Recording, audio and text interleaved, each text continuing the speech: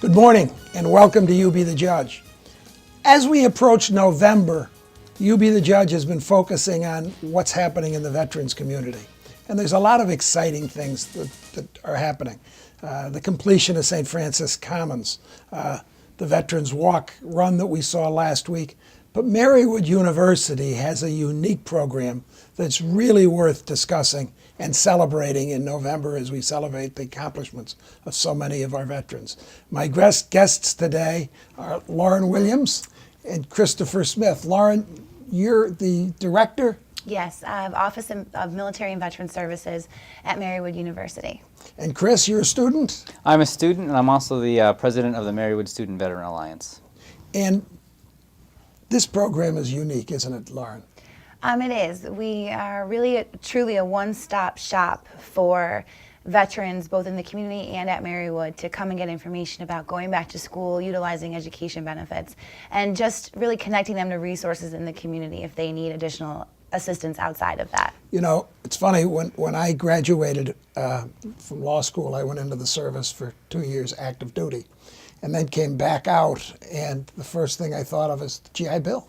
I really ought to enroll and use those funds that are available, so I enrolled in the Marywood School of Social Work. Oh, wow. I was going to get my master's degree in social work. I attended for a year and a half, and then then joined the Pennsylvania National Guard, and found I just didn't have enough time to finish the veterans program or the social work program. Yes. But I thought Marywood was a great university then.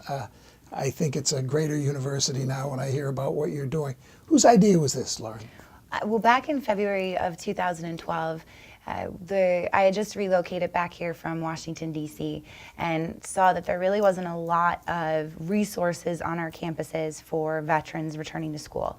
So it was at that point that I was able to meet with some individuals at Marywood and kind of give them an idea about starting an Office of Military and Veteran Services on campus.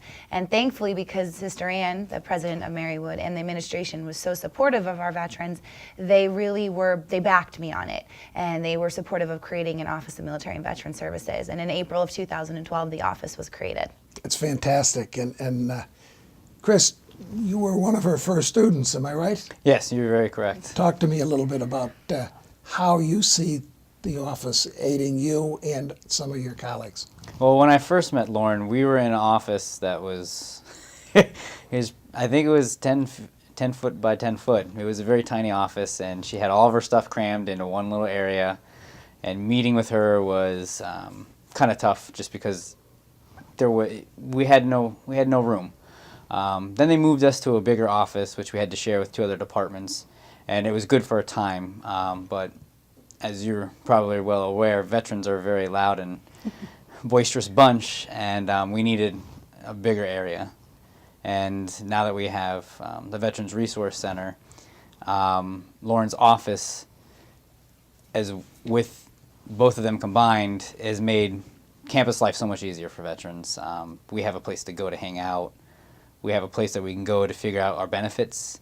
And we have a place that we can bring family members. You know, that's something I think that's really important, because frequently veterans are older than the normal students. Yeah, typically our veterans the majority are about 25 to 35 that are on campus right now. My 2 brothers went to Penn State in the late 40s, early 50s. And they spent their first 2 years at Penn State up at Keystone College. Okay. Because Keystone at the time was where the overflow from Penn State was before the Penn State campuses were created.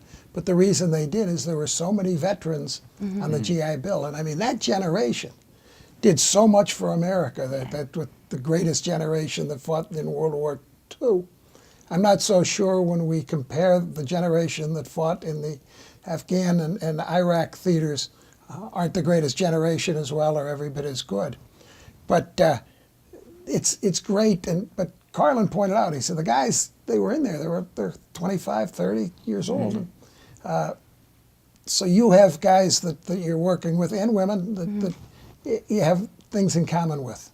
Yes. That you have the same problems and the same situation. Yes, we have. I mean, there's quite a few of us that have utilized the VA services for different mental health. and readjustment services.